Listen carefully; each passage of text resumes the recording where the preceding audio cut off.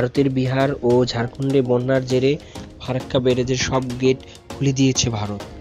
আজ সোমবার এসব গেট খুলে দেওয়া হয়। এতে একদিনে বাংলাদেশে ঢুকবে 11 লাখ কিউসেক পানি। বাঁধ খুলে দেওয়ায় বন্যার আশঙ্কা তৈরি হয়েছে বাংলাদেশের উত্তরাঞ্চলে।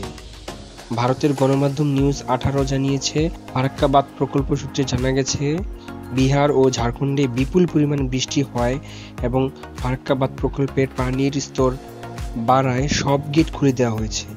যে পরিমাণ পানি আসছে সেই পরিমাণ পানি ছাড়া হয়েছে।